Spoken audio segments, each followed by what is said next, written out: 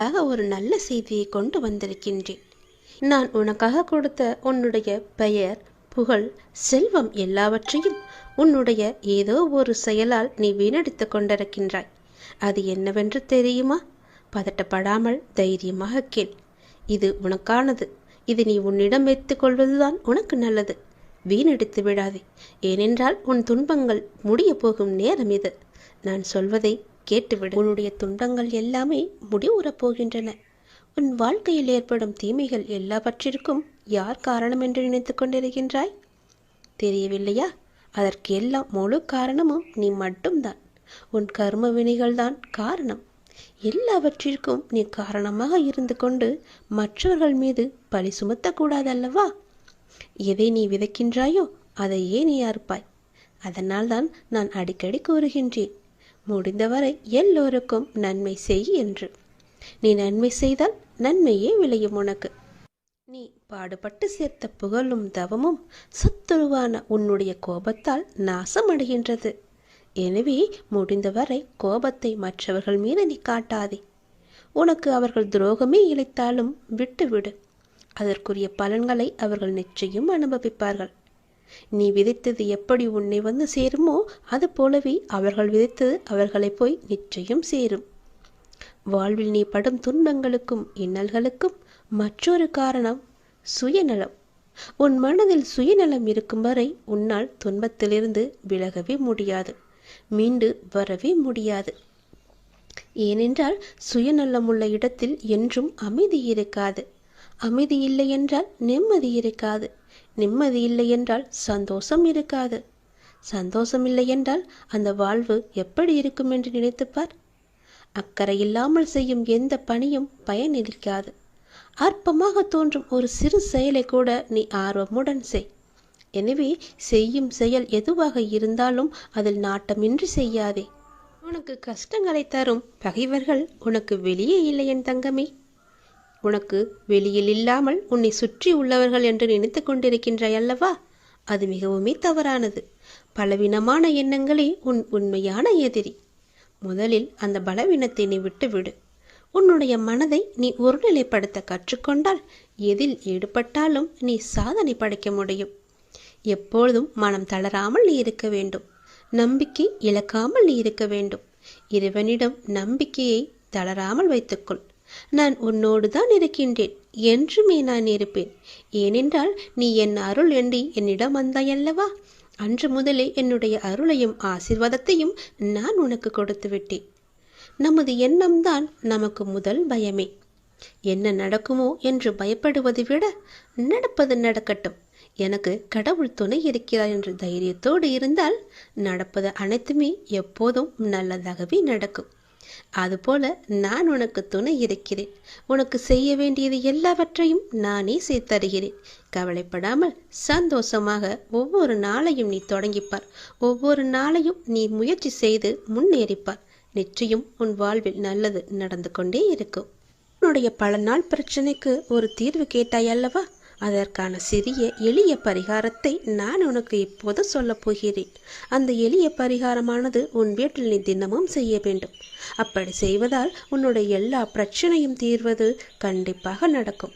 இது என் மேல் சத்தியம். நான் சொல்வது போலவே நீ செய்வதுதான் உனக்கு நல்லது. நீ செய்யும் ஒவ்வொரு காரியத்திலும் என்ன செய்து கொண்டிருக்கின்றோம், எதற்காக செய்து கொண்டிருக்கின்றோம் என்று செய்வதை தெளிவுடன் செய். அதுதான் உனக்கு நல்லது. தவறுகளை ஒப்புக்கொள்ளும் தைரியமும் அதை திருத்திக் கொள்வதற்கான பக்குவமும் தான் உன்னுடைய முதல் வெற்றிக்கான வழி என்பதை நீ மறந்து விடாதே. மனதை அமைதியாக்கி கண்ணை மூடி உன் வாழ்க்கையை நினைத்துப்பார்.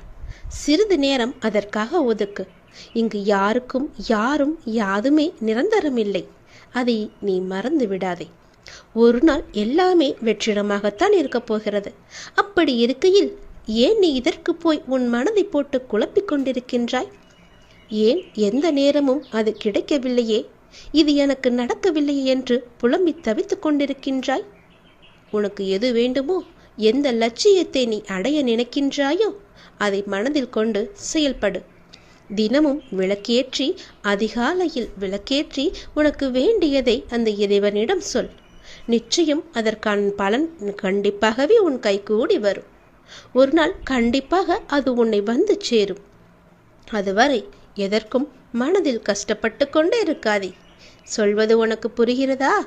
கனதில் எப்பொழுதும் கஷ்டத்தை வைத்துக்கொண்டு குழப்பிக்கொண்டு கிடைக்குமா கிடைக்காதா, இது நடக்குமா நடக்காதா என்று மனதை அலைகழிக்காதே.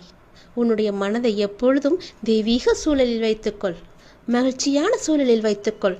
நிச்சயம் உனக்கான பதில் அந்த இறைவனிடமிருந்து உனக்கு கண்டிப்பாக கிடைக்கும். இருப்பதை கொண்டு அதுவரை இருப்பதை கொண்டு சந்தோஷமாக வாழ்வதற்கு என்னென்ன தேவையோ அதையெல்லாம் நீ செய். உன் வாழ்க்கை நிச்சயம் சந்தோஷ மலையில் நனையும். உனது எண்ணங்களை ஒரு நிலைப்படுத்தி நம்பிக்கையோடு உன் கடமையை செய். நிச்சயம் நீ எதிர்பார்த்த அளவுக்கு மேலே அதற்கான பலன் உனக்கு கிடைக்கும். உன்னுடைய விருப்பங்கள் எதுவாக இருந்தாலுமே சரி, அது நிச்சயம் நிறைவேறும். அதற்கான காலகட்டம்தான் அதிகாலை பொழுது. அந்த பிரம்ம முகூர்த்த நேரத்திலேயே உன்னுடைய விளக்கை ஏற்றி, உன் வீட்டில் தீபங்களை ஏற்றி, உன்னுடைய வேண்டுதல்களை எல்லாம் இறைவனிடம் சொல். நிச்சயம் அதற்கான பலன் உன்னை கண்டிப்பாக வந்து சேரும். விரைவாகவே வரும்.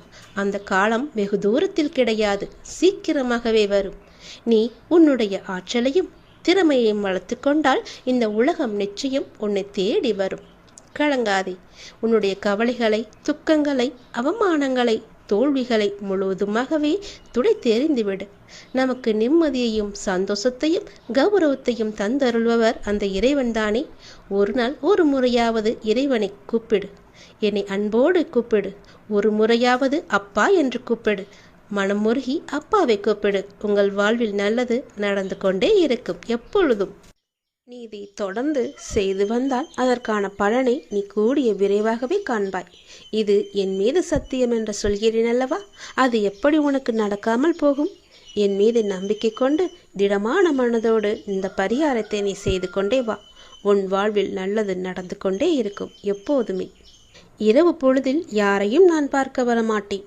ஆனால் உன்னை பார்க்க வந்ததற்கான முழு காரணம் என்னவென்று தெரியுமா? நாளை அதிகாலை நீ செய்ய வேண்டிய முக்கியமான ஒரு பணி இருக்கிறது. நீ எனக்காக செய்ய வேண்டும். அது என்னவென்று அறிந்து கொண்டு அதன்படி நீ செய்துவிடு. நிச்சயம் உன் வாழ்வில் பல நல்ல மாற்றங்கள் வருவதற்கு அது நிச்சயம் உனக்கு துணை இருக்கும். நாளை அதிகாலை எழுந்து என்னை நீ வழிபட வேண்டும். நீ எடுத்துக்கொள்ள முயற்சிகள் எல்லாமே நிச்சயம் உனக்கான பலனை தரப்போகிறது. சோம்பலை எல்லாம் விட்டுவிடு. நாளை அதிகாலை எழுந்து நீ எனக்காக ஒரே ஒரு வழிபாடு செய். என் முன்னால் தீபம் ஏற்றி, அகன்ற தீபம் ஏற்றி, எனக்கு பால் பாயாசம் வைத்து என்னை தீபமேற்றி என்னை வணங்கு. உனக்கான வேண்டுதல்களை நான் உன்னிடம் வந்து சேர்த்து விடுவேன். நீ சிரத்தையாக என்னை வழிபட உன்னை வருத்தி கொண்டு நீ செய்ய வேண்டாம். நீ என் மீது கொண்ட அளவற்ற பக்தியே எனக்கு மிகவும் சந்தோஷத்தை தருகின்றது. அந்த பக்தி மட்டுமே எனக்கு போதும். அந்த பக்தியோடு சேர்த்து நீ என் மீது கொண்ட நம்பிக்கை எனக்கு மிகவுமே ஒரு சக்தியை அளிக்கிறது. இன்று உன் வேண்டுதலுக்கு நான் ஏதாவது ஒரு ரூபத்தில் பதில் தருவேன் என்று சொல்லியிருந்தேன். அதுபோலவே நானும் உனக்கு ஒரு சிறந்த பதிலை சொன்னேன். அதை நீ கவனித்தாயா என்று எனக்கு தெரியவில்லை. உன்னுடைய வேண்டுதலில் முக்கியமான வேண்டுதலுக்கான பதிலை நான் சொன்னேன். கவனித்தாயா? யாரோ ஒருவர் மூலம் செய்தியாகவோ ஏதோ ஒரு விதத்தில் உனக்கு சொன்னதை நீ உற்று கவனித்தாயா என்று எனக்கு தெரியவில்லை. அந்த பதில்களுக்கான பலன் நிச்சயம் உன்னை வந்து சேரும். நிச்சயம் அதற்கான பதிலை நீ பெற்றுக்கொண்டு என்னை வந்து பார். நாளை அதிகாலை எனக்காக ஒரே ஒரு விளக்கு ஏற்றி பால் பாயசம் வைத்து என்னை நீ வணங்கு. நல்ல எண்ணமாக, எழுத்தாக, நல்ல வார்த்தையாக, நல்ல ஒளியாக, நல்ல வடிவமாக உன் முன் நான் வருவேன். நீ மகிழ்வுடன் தீபம் ஏற்று. உன் மனக்கவலைகள் அனைத்துமே நான் போக்கி காமிக்கின்றேன். அந்த ஒளி வெள்ளத்தில் உன்னுடைய கவலைகள் எல்லாம் கரைவதை நிச்சயம் நீ காண்பாய். உன்னுடைய வாழ்க்கையில் நல்லது கண்டிப்பாக நடக்கும். எனக்காக இதை நீ செய்வாய் என்ற நம்பிக்கை எனக்கு இருக்கிறது. எத்தனையோ இடையூறுகளை எல்லாம் தாண்டி நீ என்னை பிரார்த்தித்து கொண்டிருக்கின்றாய் அல்லவா? உன் வாழ்வில் பல சோகங்கள் உன்னை சூழ்ந்து இருந்தாலும் என்னை பிரார்த்திப்பதில் நீ மகிழ்ந்திருக்கின்றாய். நீ என்னை பிரார்த்திப்பதில் எத்தனை மகிழ்ந்திருக்கின்றாயோ அதைவிட அதிக மகிழ்ச்சியை நான் உனக்கு தருவேன். கவலைப்படாதே. யாருடைய மனதை சரி செய்தால் உன் வாழ்க்கை சீராகுமோ அதை சரி செய்து உன் வாழ்வில் மீண்டும் மகிழ்ச்சி மலரச் செய்வேன். நீ அமைதியாக இரு. உனக்காக அனைத்தையும் நான் செய்து முடித்து தருகிறேன். உன் வாழ்க்கை மீண்டும் மலரப் போகிறது. சந்தோஷ மலையில் நனையப் போகிறது. உற்சாகமாக உன் வாழ்க்கையை நீ வாழப் போகின்றாய். எது எடுத்தாலும் பொன்னாக மாறப்போகிறது. எப்பொழுதுமே உனக்கு சந்தோஷம் மட்டுமே நிலைத்து நிற்கப் போகின்றது. இந்த ஒரு தீபத்தின் மூலம் உன்னுடைய வாழ்க்கையில் பல தீபங்களை நான் ஏற்றப் போகின்றேன். மறந்து விடாதே, நாளை அதிகாலை எனக்காக இந்த ஒரே ஒரு தீபத்தை ஏற்றி பால் பாயசம் வைத்து எனக்கு நெய்வேத்தியம் செய். உன்னுடைய வாழ்க்கை மிக சிறந்த நன்னாளாக மாற நான் உனக்கு ஆசி வழங்குகிறேன். நீ அகண்ட தீபம் ஏற்றியதும் நல்லது நடக்க நான் அதற்கான பிள்ளையார் சுழியை போட்டு விடுகிறேன். நம்பிக்கையோடு செய். நீ எதை கேட்டு என்னிடம் நீ இந்த பிரார்த்தனை செய்கிறாயோ அது வெகு விரைவாகவே உன்னை வந்து சேரும். இது என் மீது சத்தியம். இந்த முருகனின் வாக்கு நிச்சயம் உனக்கு பலிக்கும்.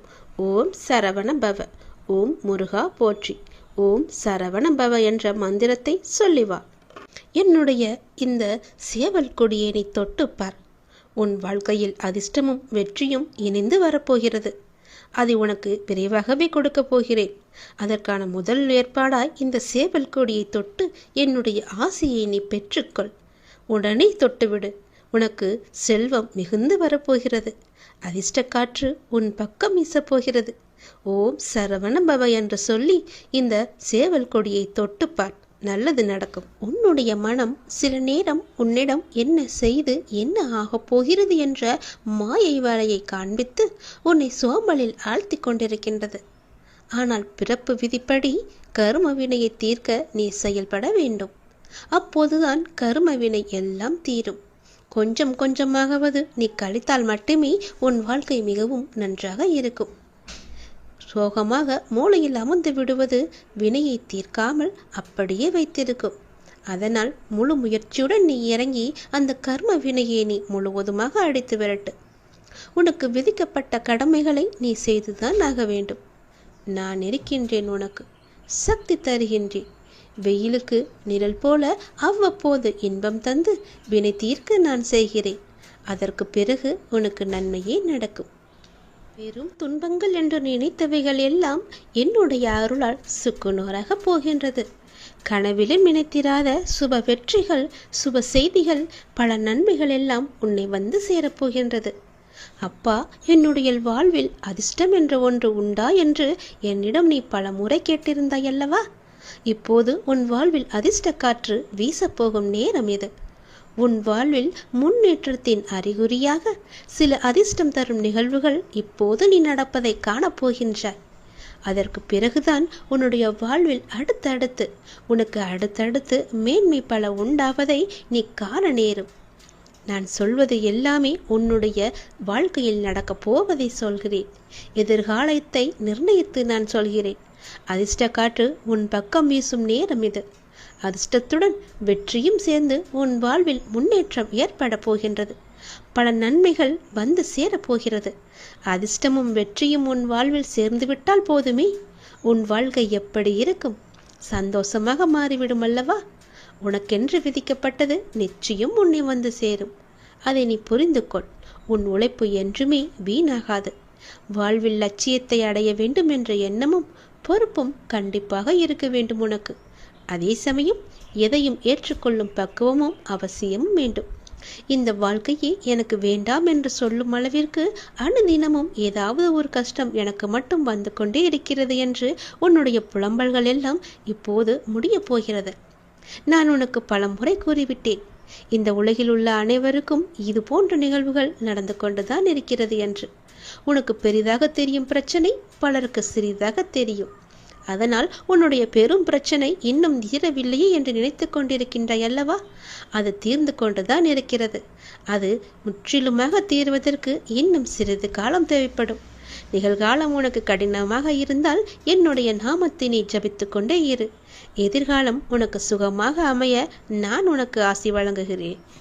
என்னவென்றால் உன் பண தேவைகள் எல்லாமே தீரப்போகின்றது என் தங்கமே. உன் வருமானம் உயரப்போகின்றது. நீ சந்தோஷ மலையில் நினையப் போகின்றாய். ஏதோ ஒரு வகையில் உன் கையில் காசு தங்கிக் கொள்ளும்படி உனக்கான வருமானத்தை நான் ஏற்படுத்தி தரப்போகிறேன். சந்தோஷமாக உன் வாழ்க்கையை நீ அனுபவிக்கப் போகிறாய். இனி உன் வாழ்வில் பண கஷ்டம் என்பதே இனி இருக்காது என் கண். உனக்கு நான் இருக்கின்றேன். இனி எதற்குமே உனக்கு பயம் கிடையாது. ஏனென்றால் உனக்கென்று படைக்கப்பட்ட ஒன்று உன்னை வந்து சேரும் நாள் வெகு தொலைவில் இல்லை. நீ தவமாய் வேண்டி நின்ற உன் வேண்டுதல் இப்போது நிறைவேறப் போகிறது. நீ சிந்திய கண்ணீர் இனி ஆனந்த கண்ணீராக மாறப்போகின்றது. உன் பொறுமையும் நம்பிக்கையும் வீண் போகவில்லை என் தங்கமே. மகிழ்வுடன் நீ வாழப்போகின்றாய். எப்படி அப்பா இப்படியெல்லாம் நடக்கப் போகிறது என்று நீ எதிர்பார்த்து காத்திருந்த வேளையில் நான் உனக்கு அந்த அதிசயத்தை நிகழ்த்தப் போகின்றேன். விடியலை பார்க்க நீ தவித்து கொண்டு ஏங்கி இருந்த காலத்திற்கு இனிமேல் அழைத்துச் செல்லப் போகின்றேன். சந்தோஷமாக என்னை பின்தொடர்ந்து வா. அதற்கு நீ தயாராக இருக்க வேண்டும். எந்த நேரத்தில் வேண்டுமானாலும் நான் உன்னை அழைப்பேன். நீ என்னை நோக்கி வர வேண்டும். என்னிடம் கேட்ட விஷயங்களுக்கு மனதிலிருந்து வழியால் மனம் வெளுத்து போய் நீ பரிதவித்த விஷயங்களுக்கு எல்லாம் கைமேல் உனக்கு பலன் கிடைக்கப் போகிறது. நல்ல நல்ல பலன்களோடு என்று வந்திருக்கிறேன். இந்த விடியல் பொழுதில் உனக்கான நல்ல விஷயத்தை சொல்வதற்காகவே நான் அதிகாலை முதலே காத்திருந்தேன். இப்போது என் தங்கத்திற்காக நல்ல பதிலை கொண்டு வந்து உன் செவி சேர்த்து விட்டேன் என் தங்கமே. உன் வாழ்க்கை மிகவும் மகிழ்ச்சியாகவும் மனதில் அமைதியாகவும் நினைத்தவைகள் யாவும் நிறைவேறவும் சுபிட்சமாகவும் என்னுடைய அருள் வேண்டி நீ காத்திருந்தாயல்லவா? தினமும் விளக்கேற்றி நீ செய்யும் பிரார்த்தனைக்கு நிச்சயமான பதில் கிடைக்கும் என்று நீ காத்திருந்தாயல்லவா? அதற்கான பலன் இப்போது கிடைக்கப் போகிறது. நீ சந்தோஷ மலையில் நனையப் போகின்றாய். பல நாள் பிரச்சனை ஒரு நாள் தீரும் என்பது போல பல நாள் பிரார்த்தனை இன்று உனக்கு நிறைவேறப் போகிறது. உன்னுடைய பிரார்த்தனைக்கு மிகச்சிறந்த பலன் கிடைக்கப் போகிறது. என்னுடைய அருள் கிடைக்க நீ எத்தனை நாட்கள் தவம் கிடந்தாய். ஐஸ்வர்யம் நிலைத்திட என்னை நீ நினைத்து கொண்டே இருந்தாய் அல்லவா? அதற்கான முதல் முயற்சியெல்லாம் நீ செய்தாய் அல்லவா? நிச்சயம் உன்னுடைய வாழ்க்கை சந்தோஷமாக மாறப்போகின்ற நாள் வெகு தூரம் இல்லை என் கண்மணி. கர்ம வினையை தீர்க்க நல்ல சக்திகள் உன்னிடம் வந்து சேரும் காலம் கட்டம் இது.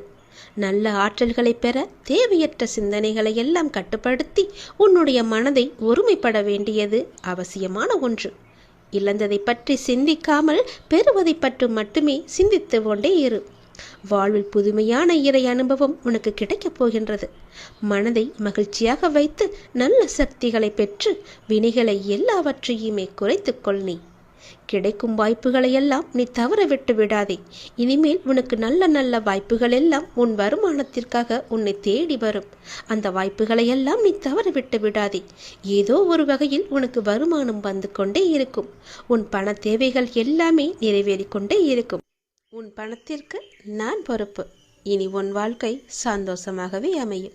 எல்லா நாளும் நீ சந்தோஷமாக இருப்பதற்கான ஏற்பாடுகள் தான் இது. ஓம் சரவணம் பவ என்று ஒரே ஒரு முறையாவது தினமும் சொல்லிவிடு. என்னுடைய லீலைகளை உன் வாழ்வில் நீ காணப்போகின்றாய். இதுவரை நடந்த லீலைகளால் உன் வாழ்வில் எத்தனை எத்தனை மாற்றங்கள் எல்லாம் நிகழ்ந்து வந்தன என்று தெரியுமா உனக்கு? நான் சொல்லவா? அதில் எத்தனை உண்மைகள் இருக்கிறது என்று நீயே எனக்கு சொல். நாளை என்ன நடக்குமோ என்ற பயம் உனக்கு வேண்டாம். நான் உனக்கு துணையாக இருக்கின்றேன். எப்பொழுதும் என் நாமத்தை சொல்லும் உனக்கு எந்த பயமும் இனி இருக்காது. உன்னுடைய நல்ல மனதுக்கு ஒரு நல்ல விஷயம் கண்டிப்பாக நடக்கப் போகின்றது. நீ என் மேல் கொண்ட பக்திக்கும் நம்பிக்கைக்கும் பலனாக உன் வாழ்வில் ஒரு நல்ல விஷயம் நடக்கப் போகின்றது. கடந்த 2 மாதமாக பின்தங்கியிருந்த உன் வாழ்க்கை இப்போது முன்னேற்றம் பெறப்போகின்றது. உன்னுடைய காத்திருப்புக்கும் பொறுமைக்கும் நம்பிக்கைக்கும் கைமேல் உனக்கு பலன் கிடைக்கப் போகின்றது. இன்றிலிருந்து சரியாக எண்ணிக்கொள். இன்றிலிருந்து 48வது நாளில் நல்ல மகிழ்ச்சியான நிகழ்வுகள் எல்லாம் உன் வாழ்வில் நடக்கப் போகின்றன. நேர்மறை எண்ணத்தோடு உன் வாழ்வை நீ நடத்த வேண்டிய நேரம் வந்துவிட்டது. நேர்மறை எண்ணத்தோடு வாழ்வை நடக்க வேண்டிய நிகழ்வுகள் எல்லாம் தானாக நடைபெறும். உன்னுடைய தடைகள் எல்லாம் அகன்றுவிடும். உனக்கு புதிய வழிகள் எல்லாம் பிறக்கும். அந்த வழிகளில் முட்கள் இருந்தால் அதை பற்றி எல்லாம் நீ கவலைப்படாதே. அந்த முட்களை களைய நானே உனக்கு முன்பாக சென்று கொண்டிருப்பேன். நீ செல்லும் பாதை தெளிவாகும். பயப்படாமல் செல். வாழ்க்கையை பற்றி பயப்படாதே. உன் வாழ்க்கையில் இப்படியாகி விடுமோ, அது நடந்து விடுமோ, இது இப்படி நடந்து விடுமோ என்ற பயமெல்லாம் இனி உனக்கு தேவையே இல்லை. வாழ்வில் கஷ்டம், தோல்வி, நெருக்கடி, அவமானம், நம்பிக்கை துரோகம் என அனைத்துமே வாழ்வில் இப்படி சந்தித்து கொண்டு இருக்கின்றேனே. என் வழிகளை பார்த்து கொண்டுதானே இருக்கிறார்.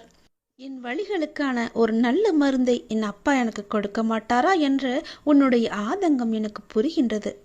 உன் வலி எப்படி என்பது எனக்கு தெரியும், எவ்வளவு அதிகமானது என்பதும் எனக்கு தெரியும். சூழ்நிலை மோசமாகத்தான் போகிறது. மாறும், நிச்சயம் மாறும். உன் முன்னேற்றம் உனக்கு கிடைத்த மாதிரியே, நினைத்த மாதிரியே இருக்கப் போகின்றது. நீ நினைத்த இடத்தில் எல்லாம் அதற்கு எதிர்மாறாகத்தான் நடக்கிறது என்று உன்னுடைய மனக்குமுறல் உன் மனதில் இருக்கிறது, எனக்கு புரிகிறது. இந்த இக்கட்டான சூழ்நிலையை உனக்கு கொடுத்துள்ளேன் என்றால் உன்னை கஷ்டப்படுத்துவதற்கல்ல. சூழ்நிலைகள் வாழ்வில் யாராலும் மாற்றப்படும். எதுவுமே இங்கு நிரந்தரமில்லை. இன்றைய கஷ்டம் நாளை இன்பமாக மாறும். இந்த உலகியல் வாழ்க்கையில் உள்ள அடிப்படையான உண்மையை உனக்கு புரிய வைக்கவே இந்த லீலையை நான் நிகழ்த்தி கொண்டிருக்கின்றேன். இந்த லீலை என்று நீங்கள் சொல்கிறீர்களே, ஆனால் எனக்கு வலி மட்டுமே எனக்கு இருக்கிறது என்பது உன்னுடைய கேள்வி. ஆனால் ஒன்றை நீ கவனித்தாயா? உன்னுள் உனக்கு ஏற்பட்ட மாற்றம் என்ன என்பதை நீ அறிந்தாயா? முதலில் சிறு பிள்ளையாக இருந்தாய். சிறு பிள்ளையாய் கஷ்டம், தோல்வி என்றால் என்ன கூட என்று தெரியாத நிலையில் இருந்தாய். சந்தோஷம்தான் வாழ்க்கையின் முகம் என்று இருந்தாய். ஆனால் பிறகு உன் வாழ்க்கை மெல்ல மெல்ல பக்குவ நிலை வந்தாக வேண்டும் என்ற நிலையில் வாழ்க்கைக்கான அனுபவம் இல்லாமல் நீ இருந்தாய். கஷ்டம் மெல்ல உன் வாழ்க்கைக்குள் வந்தது. முதலில் அதை சமாளிக்க நீ தடுமாறினாய். பிறகு ஒவ்வொரு கஷ்டத்திலும் தோல்வியிலும் நிறைய தவறுகளையும் அனுபவங்களையும் நீ கற்றுக்கொண்டாய்.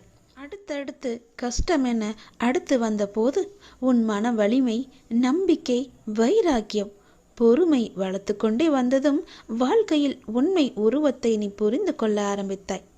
பிறகு சூழ்நிலைகளை எல்லாவற்றையுமே நீ சகித்து கொள்ள ஆரம்பித்தாய். சகித்து கொண்டு வாழ்க்கையை ஏற்க பழகினாய்.